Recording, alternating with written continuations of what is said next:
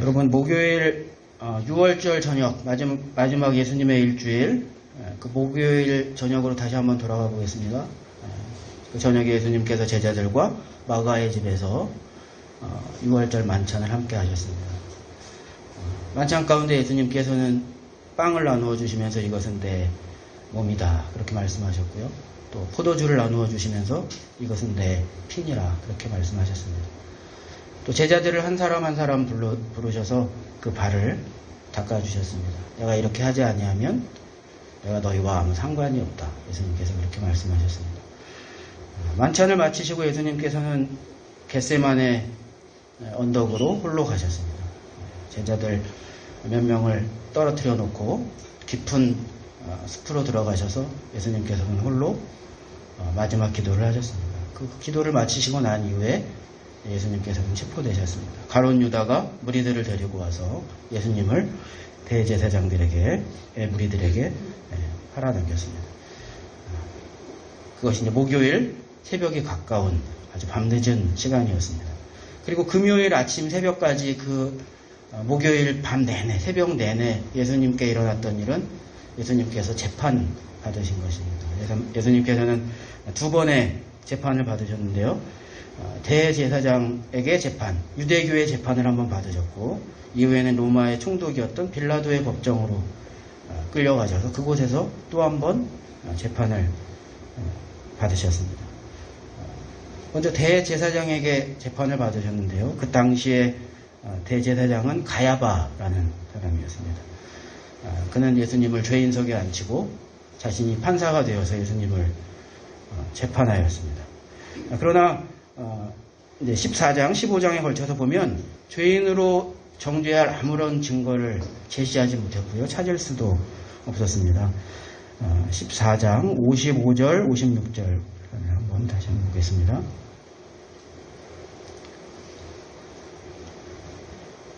보시면 대제사장들과 온 공회가 예수를 죽이려고 그를 칠 증거를 찾되 얻지 못하니 이렇게 했죠. 그리고 56절 보시면 이는 예수를 쳐서 거짓 증언하는 자가 많으나 그 증언이 서로 일치하지 않으니라. 예수님을 유죄로 만들기 위하여서 증거를 찾았지만 찾지 못했고 거짓으로 증언자들을 만들어냈지만 그러다 보니까 그 증언이 서로 맞지 않았다. 이렇게 기록하고 있습니다. 57절부터 59절의 말씀도 다시 한번 보겠습니다. 어떤 사람들이 일어나 예수를 쳐서 거짓 증언하여 이르되 우리가 그의 말을 들으니 손으로 지은 이 성전을 내가 헐고 손으로 짓지 아니한 다른 성전을 사흘 동안에 지으리라 하더라 하되 59절에 보시면 그 증언도 서로 일치하지 않더라. 마가가 이렇게 기록하고 있습니다. 그래서 이런 이야기를 하면서 이 가야바가 예수님을 이렇게 정죄하면서 너는 이런 증거에 대해서 어떻게 답하겠느냐 그렇게 예수님께 물으니까 예수님은 아무 답변을 하지 않으셨어요. 뭐라고 이야기합니까? 엉터리 증거를 모아놓고 예수님께 말하기 때문에 예수님께서는 아무런 대답을 하지 않으셨습니다. 그러자 계속해서 성경을 좀 보면 대제사장이 이제 비로소 본격적으로 직접적으로 예수님께 질문을 하게 됩니다. 그 질문의 내용은 네가 그리스도냐는 것입니다. 그래서 네가 네 주장대로 네가 그리스도냐, 네가 메시아냐, 대제사장이 그렇게 질문한 것입니다. 그 내용이 61절의 말씀에 있습니다. 침묵하고 아무 대답도 아니하시거늘 대제사장이 다시 물어 이르되 내가 찬송받을 이의 아들 그리스도냐, 내가 하나님의 아들 그리스도냐, 메시아냐 이렇게 직접적으로 이제 묻게 되자 예수님께서는 그 질문에는 이제 대답을 하시게 됩니다. 예수님께서 뭐라고 질문하셨냐면요. 62절 말씀을 보시겠습니다. 예수께서 이르시되 내가 그니라 인자가 권능자의 우편에 앉은 것과 하늘 구름을 타고 오는 것을 너희가 보리라. 네가 하나님의 아들 그리스도냐 메시아냐 이렇게 묻자 그 질문에 대하여 예수님께서 뭐라고 대답하셨냐면 그렇다. 내가 그다. 내가 메시아다. 그렇게 말씀하시면서 덧붙여서 뭐라고 말씀하셨죠? 권능자의 우편에 앉은 것과 하늘 구름을 타고 오는 것을 너희가 보리라. 하늘 구름을 타고 오는 것을 너희가 보리라. 그렇게 말씀하셨습니다. 여러분 다니엘서 7장에 보면 이 구름에 관련된 내용이 있습니다. 다니엘서 7장 13절부터 14절 두 절 말씀을 여러분께 소개해 드리겠습니다.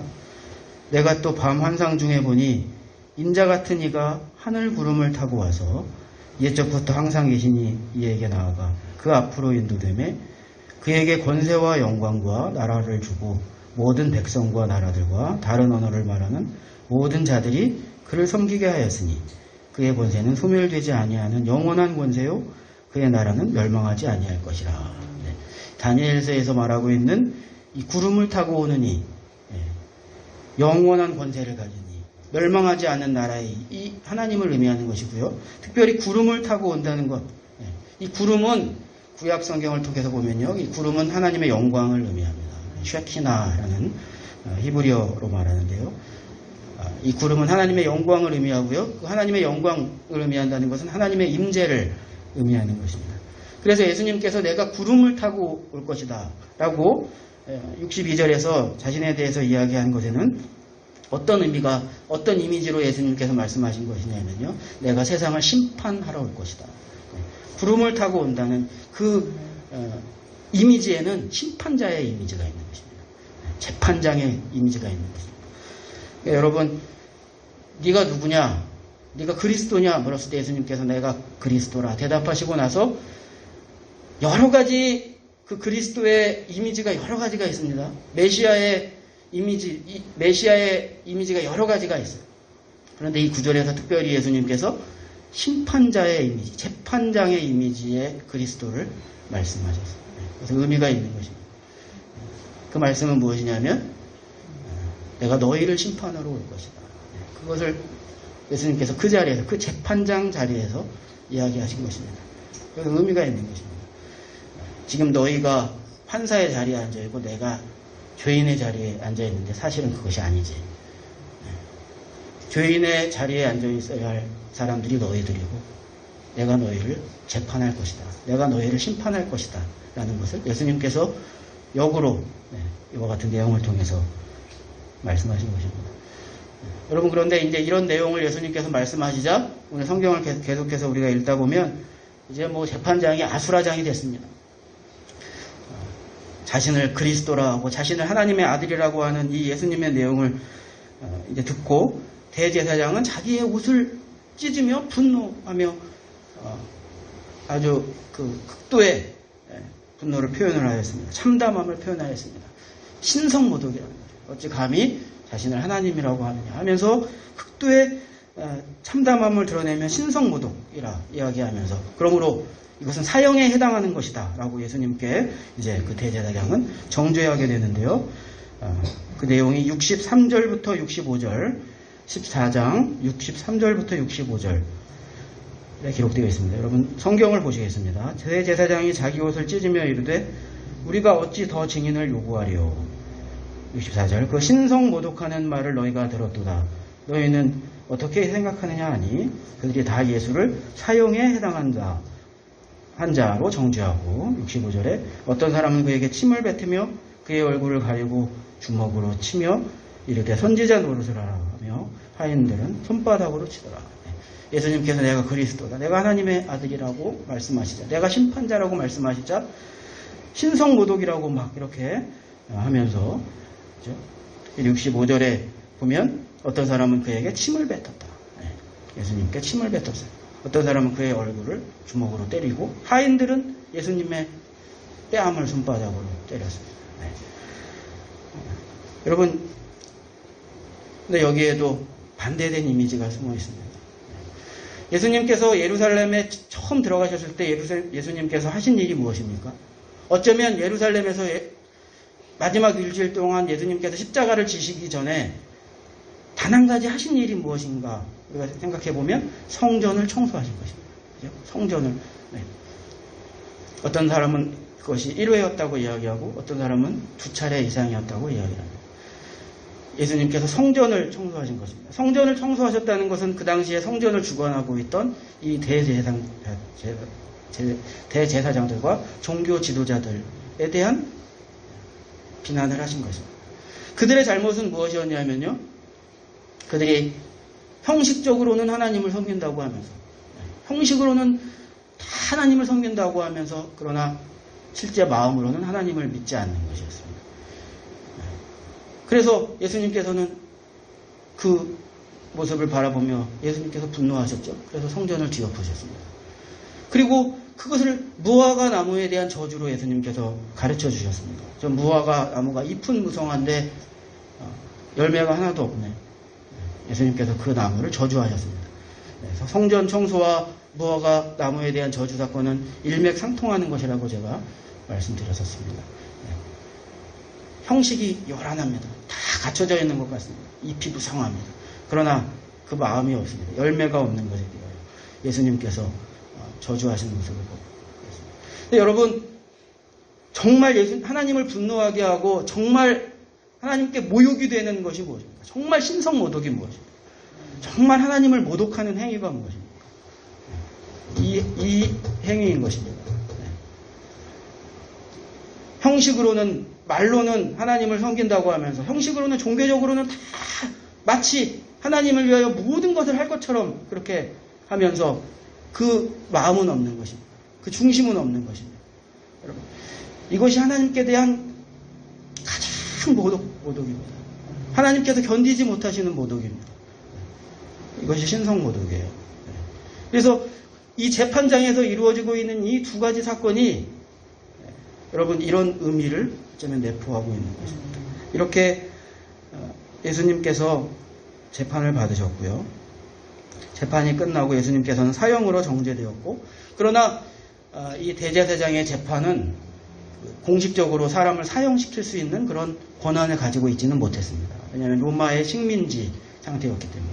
그래서 사형을 언도하기 위하여 로마의 총독이었던 빌라도의 집으로 이제 끌고 가게 된 것이죠. 빌라도도 깜짝 놀랐을 것입니다.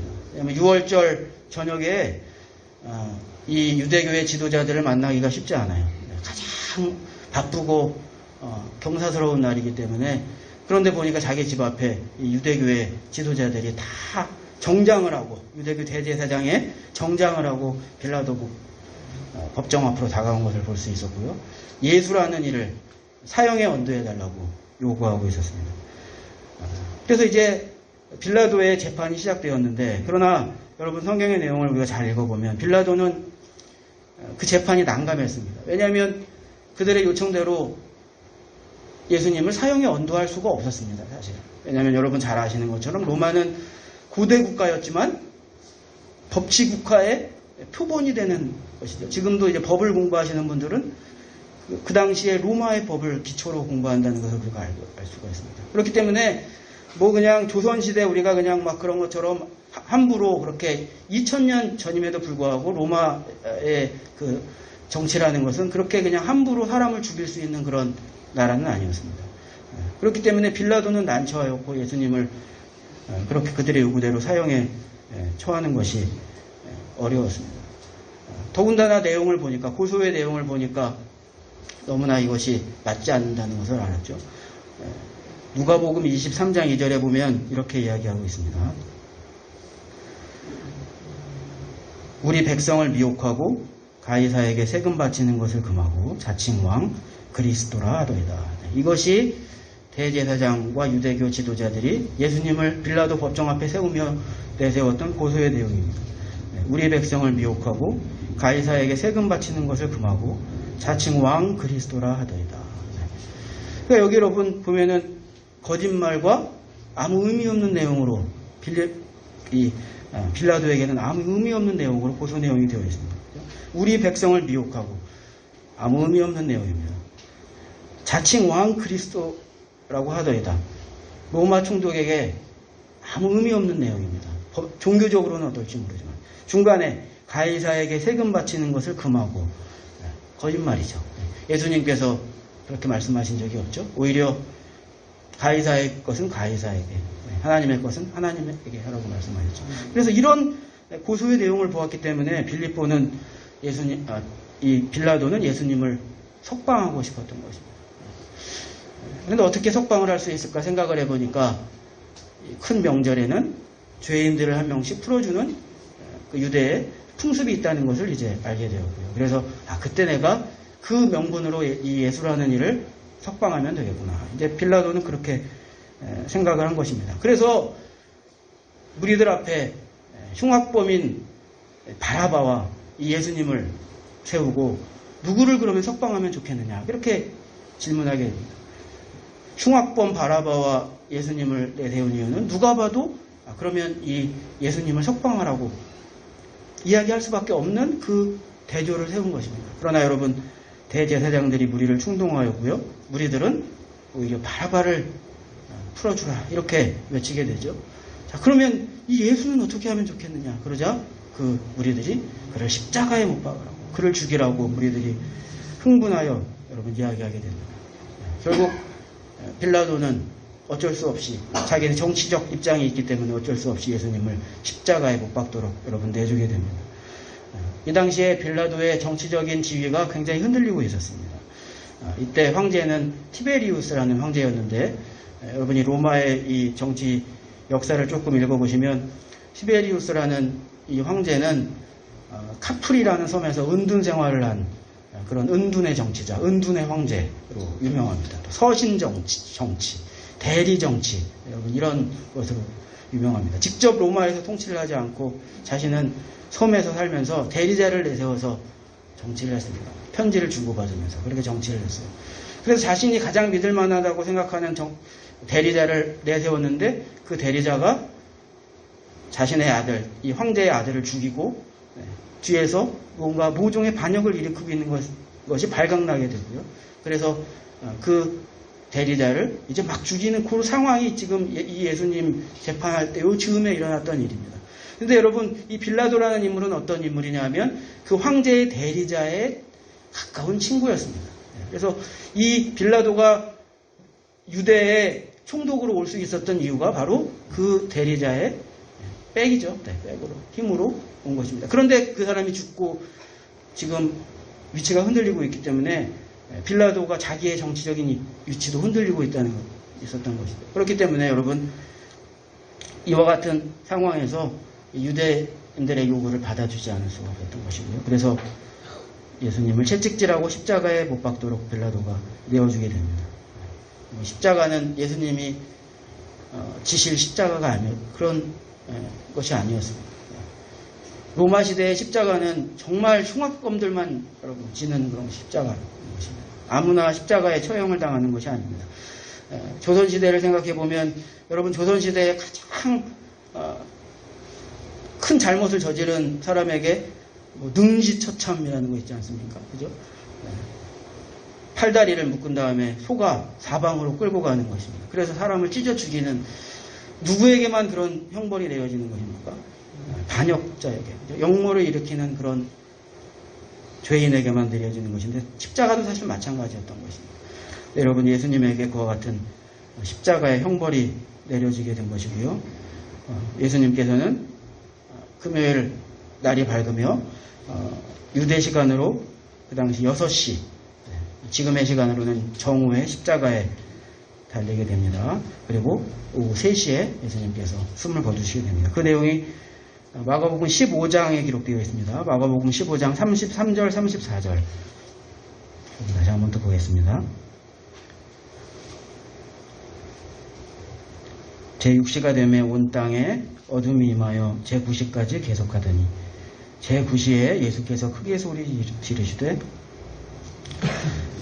엘리 엘리 라마 사막다니 하시니 이를 번역하면 나의 하나님 어찌하여 나를 버리셨나이까 하는 뜻이라. 네, 이렇게 기록하고 있습니다. 예수님께서 이렇게 돌아가시게 된 것입니다. 여러분 지금까지 제가 설명드린 내용은 우리가 다 아는 내용입니다. 예수님께서 그날 밤 어떤 일이 예수님에게 일어났었는지 우리가 알고 있는 내용입니다. 그 내용을 여러분에게 설명을 드린 것입니다. 그런데 여러분 이제 질문이 이루어지는 것입니다. 그러면 예수님께서 왜 그날 밤 아무 한가하지 않으시고 왜 어린 양처럼 묵묵히 그 십자가를 지셨느냐는 것입니다. 왜 예수님께서 그 하인들이 때리시는 그 뺨을 맞으셨냐는 것입니다. 예수님께서 왜 침뱉음 당하셨냐는 것입니다. 왜 흉악범들만 지는 그 십자가를 예수님께서는 지셨냐는 것입니다. 왜 십자가에 달리셔서 저자가 모든 사람을 구원한다더니 자기는 구원하지 못하는구나 라는 조롱을 예수님께서는 왜 견디시면서 십자가에 달려 돌아가셨냐는 것이죠. 왜입니까? 우리 대신 그 십자가를 지셔야 했기 때문에 그러셨던 것이죠. 우리가 감당해야 될 우리의 몫을 예수님께서 감당하셔야 했기 때문에 그러신 것입니다. 우리는 그것을 극복할 수 없기 때문에 예수님께서 대신 십자가를 지신 것입니다. 우리는 너무 어둡기 때문에, 인간은 너무 어둡기 때문에, 아무런 구원의 가능성이 인간에게는 없기 때문에 예수님께서는 그 십자가의 길을 가실 수밖에 없었던 것입니다.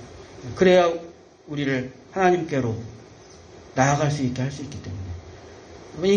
인간에게는 아무런 가능성이 없는 것입니다. 인간에게는 어떤 가능성도 없는 것입니다. 인간은 완전한 암흑입니다. 예수님께서 그 십자가를 대신 지실 수밖에 없으셨던 것입니다. 여러분, 완전한 암흑을 여러분 한번 경험해 보셨습니까? 완전한 암흑. 우리 인간이 그런 것인데요. 정말 한치 앞에 손을 이렇게 앞에 갖다 대도 그 손이 보이지 않는 암흑이 있습니다.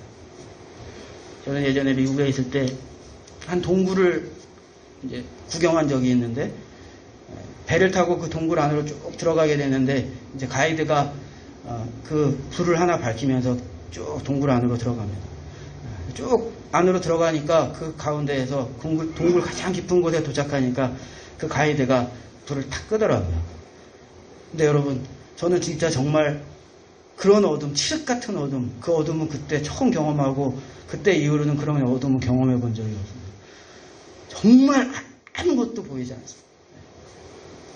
우리 눈이 있지만 아무것도 볼 수가 없습니다. 여러분, 인간이 그런 암흑이기 때문에, 눈이 있으나 보지 못하는 존재이기 때문에, 그 죄를 극복할 수 있는 어떤 도덕적인 능력도 가지고 있지 못하기 때문에, 어떤 종교적인 능력도 가지고 있지 못하기 때문에 예수님께서 그 십자가의 길을 가실 수밖에 없던 것입니다. 여러분, 이것을 여러분 인정하십니까? 제가 요즘에 조선시대 그 책을 지난 한 주 특별히 이렇게 쭉 보았는데, 조선시대 특히 여러분 그 중기 지나면서 보니까 이건 맨날 그냥 싸우는 것밖에 없어요. 당파 싸움밖에 없어요. 조선시대. 정말 웃기는 거 가지고 사람을 죽이고 서로 막 싸워요. 송시열이라는, 여러분, 우암 송시열이라는 조선시대 선비 여러분 배우셨죠? 정말 이런 유치한 사람이 있나? 근데 왜 그런 유치한 짓을 왜 하는 것입니까? 자기 당파의 정치적 이익을 위해서 상복을 3년 입어야 되느냐, 1년 입어야 되느냐를 가지고 몇 년 동안을 치열하게 싸우고 다 잡아 죽이고. 제가 그것을 보면서, 근데 여러분 가만히 보면 그게 지금도 그러지 않나요? 참, 조선시대가 이러니까 망했지. 지금도 그러는 것 같아요. 지금도 그러는 것 같아요. 인간에게 희망이 없어요. 멀리 그들을 생각할 것도 없습니다. 나 자신을 생각하면 희망이 없어요. 여러분은 안 그러세요? 저는 가끔 그런 생각해요. 하나님, 제가 목회해도 돼요? 제가 이 목회 계속 할 수 있어요? 제가 하나님께 이렇게 물어요. 하나님, 제 생각 속에 이런 생각들이 있는데요. 제가 이런 사람인데요. 어떻게 제가 목회를 할 수 있어요? 그만둬야 되는 건 아닙니까? 제가 하나님께 그렇게 기도합니다. 질문합니다. 한심하기 때문에. 근데 여러분, 다행인 건 저만 그런 것 같아요. 그 인간의 모습이에요. 제가 지난번에 저희 교회에 오셔서 설교하셨던 목사님께 그런 이야기 했어요. 목사님, 30살에 목사가 됐을 때는 그래도 지금 제 나이 되는 50 정도 된 목사님을 보면 참 거룩해 보이고 근엄해 보이고, 저 정도 이제 중년의 목회자가 되면은 달라지는구나. 사실 그렇게 생각했어요, 목사님. 근데 제가 20년이 지나서 50세의 그 중년의 목회자가 돼 보니까, 목사님 똑같아요. 30살 때 저나 50살에 저나 똑같아요, 목사님. 그랬더니 그 목사님께서 60 넘어도 똑같아. 네. 여러분, 인간 아닙니까? 네. 인간의 가능성이 있습니까? 네. 예수님께서 대신 십자가를 여러분 지실 수밖에 없으셨던 것입니다. 네. 그래서 한 줄기 빛을 우리에게 주신 것입니다. 하나님께로 나아갈 수 있도록. 그 칠흑 같은 어둠에서 가이드가 다시 불을 탁 켜니까 길이 보이고 다시 그 동굴 밖으로 나올 수가 있었습니다. 예수님께서 십자가에서 묵묵히 그 십자가를 지신 것은 그래서 우리에게 빛을 주시고 하나님께로 나아갈 수 있도록 그 길을 우리에게 열어주신 것입니다. 여러분, 그 예수님의 십자가의 의미가 무엇인지를 성경이 우리에게 분명히 이야기하고 있습니다. 예수님께서 돌아가실 때 일어난 사건이 그것을 우리에게 분명히 이야기해주고 있습니다. 예수님께서 돌아가실 때 일어난 사건이 있습니다. 그 사건 중에 하나는 성전의 성소의 휘장이 갈라져 내린 것입니다. 네. 그 내용이 37절, 15장 37절과 38절에 기록되어 있는데요. 한번 보시겠습니다. 예수께서 큰 소리를 지르시고 숨지시니라. 38절에 이에 성소 휘장이 위로부터 아래까지 찢어져 둘이 되니라. 네. 성소의 휘장은 지성소와 성소를 나누는 일종의 분리벽입니다. 네. 이런 하늘하늘한 커튼이 아니라 아주 육중한 벽과 같은 그런 커튼입니다. 지성소는 함부로 들어가서는 되는 것이 아니기 때문에 인간은 지성소에 들어갈 수가 없어요. 죄를 가진 인간은 지성소에 들어갈 수 없습니다. 그것이 하나님의 임재입니다. 하나님 앞에 나갈 수가 없는 것입니다. 그래서 대제사장조차 1년에 한 차례밖에 그 지성소에 들어가지를 못했고요. 너무나 조심스럽게 지성소에 들어갔다는 것을 우리가 알고 있습니다. 몇 차례 옷을 갈아입고 몇 차례 목욕을 하고 희생의 제사를 수없이 드리며 지성소에 들어가는 것입니다. 그런데 여러분, 오늘 성경을 통해서 보면 예수님께서 십자가에서 돌아가실 때 그 분리되었던 그 벽이, 그 휘장이 무너져 내렸다는 것을 우리에게 상징적으로 보여주고 있는 것입니다. 이것이 바로 예수님께서 십자가를 지신 의미가 무엇인지를 우리에게 보여주는 것입니다. 히브리서 10장 19절 20절 말씀 읽어보시겠습니다. 그러므로 형제들아, 우리가 예수의 피를 힘입어 성수에 들어갈 담력을 얻었나니 그 길은 우리를 위하여 휘장 가운데로 열어놓으신 새로운 살 길이요 휘장은 곧 그의 육체니라. 네. 히브리서가 이것을 설명해주고 있습니다. 그래서 여러분, 저와 여러분이 감히 하나님 앞으로 나아가는 것입니다. 네. 그래서 이 예수 그리스도의 십자가에 대신 지신 십자가의 이 희생으로 말미암아 저와 여러분이 그래서 말도 안 되는 사실의 은혜를 누리는 것입니다. 저 같은 사람이 목회 일을 할 수 있는 말도 안 되는 은혜를 누리는 것입니다. 우리 같은 사람들이 하나님을 섬기며 하나님을 아버지라고 부르고 하나님께서 부르신 그 일을 함께 감당할 수 있는 그 말도 안 되는 일을 우리가 할 수 있는 그런 은혜를 예수님의 십자가를 통해서 우리가 여러분 경험하게 된 것입니다. 그래서 이것이 복음인 것이죠. 네. 복음인 것입니다. 그래서 이것이 복음인 것입니다. 복음이 무엇입니까? 굿 뉴스. 네. 좋은 소식인 것이죠. 네. 세상의 다른 여러 가지 종교들은 신이 인간을 이렇게 내려다봅니다. 그리고 돌을 닦으라고요. 마음을 청결하게 하라고요. 도덕적으로 살라고요. 깨달으라고, 인생을 깨달으라고요. 그렇게 할 수 없는 자에게 그렇게 자꾸 이야기해요. 네가 그렇게 하면은 극락에 가게 될 거야. 네가 그렇게 하면 구원을 얻게 될 거야. 그러면서 바라보는 것입니다. 우리는 도저히 그렇게 할 수가 없습니다. 그런 척 할 수는 있지만 우리는 도저히 그렇게 할 수 없습니다. 우리의 마음은 도저히 깨끗해질 수가 없습니다. 깨끗해진 척은 할 수 있지만 우리 마음은 도저히 깨끗해질 수가 없습니다. 우리는 윤리적인 척은 할 수 있지만 도저히 우리는 윤리적일 수가 없습니다. 그런데 그렇게 하면은 구원을 얻을 것이라고, 그렇게 하면은 좋은 곳에 가게 될 것이라고 이야기해요. 이건 답답한 이야기입니다. 그런데 여러분, 오직 성경만이, 기독교만이 우리에게 그렇게 이야기하지 않습니다. 너희들은 그렇게 할 수가 없어. 그래서 예수 그리스도께서 너희를 대신하여 십자가에 돌아가신 것이야. 예수 그리스도의 그 은혜를 힘입어서 너희들은 하나님께 나아가고 너희들은 구원을 얻을 수가 있어. 여러분, 그래서 기독교는 철학이 아닙니다. 사상이 아닙니다. 소식입니다. 소식입니다. 하나님께서 이렇게 해주셨다고. 너희를 더 이상 고통받고 고민하지 말고 이 소식을 듣고 믿고 구원을 얻으라고. 성경은 우리에게 그렇게 이야기해 주시는 것이고요. 그것이 예수님의 십자가인 것입니다. 여러분, 이 은혜가 우리에게 임한 줄로 믿습니다. 이것이 예수 그리스도의 십자가와 나의 관계입니다. 예수 그리스도의 십자가는 그 2000년 전에 그냥 있었던 역사적 사건이요. 성경에 기록되어 있는 그 어떤 객관적인 사실뿐만이 아니라 그래서 그 일은 내 일이 되는 것입니다. 나의 십자가를 예수님께서 대신 져주신 것입니다. 자, 그러면 여러분 이제 마지막 질문을 또 한 가지 해야 되겠습니다. 그러면 예수님께서 왜 그렇게 하셨을까요? 왜 우리에게 그 은혜를 주시려고 왜 그 십자가를 지셨을까요? 구원받고 재미나게 살으라고요? 네? 세상 즐기면서 살으라고요? 여행 실컷 다니고 버는 대로 돈 잘 쓰고 세상 즐기면서 살으라고요? 그러기 위해서 예수님께서 십자가에 못 박혀 돌아가신 것입니까? 그것은 아니죠. 거기서 벗어나라고 부르신 것입니다.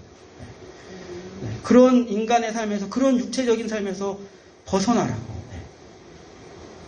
그래서 하늘의 삶을 살으라고. 세상의 가치로 살지 말고 하늘나라의 가치로 살으라고. 너희는 그렇게 살 자격이 있다고 이제. 여러분, 우리를 그렇게 부르신 것입니다. 그래서 예수님께서 십자가를 지신 것은 그래서 이제는 내가 매일 나의 십자가를 지어야 하는 그 삶으로 연결되는 것입니다. 내가 내 삶에서 매일 날마다 십자가를 진다는 것이 어떤 것입니까?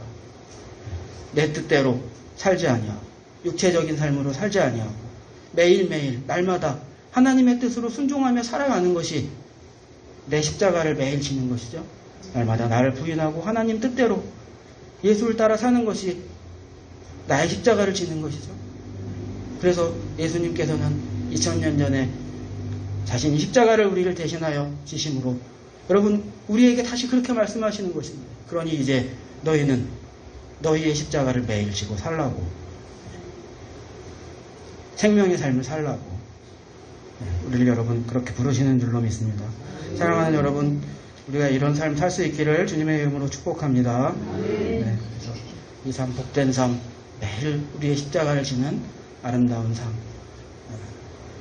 예수님 지신 십자가 돈에 팔아먹고 세상 재미에 팔아먹지 않는 삶, 조금 고난이 있다고 팔아먹지 않는 삶, 여러분과 살 수 있기를 예수님의 이름으로 축복합니다.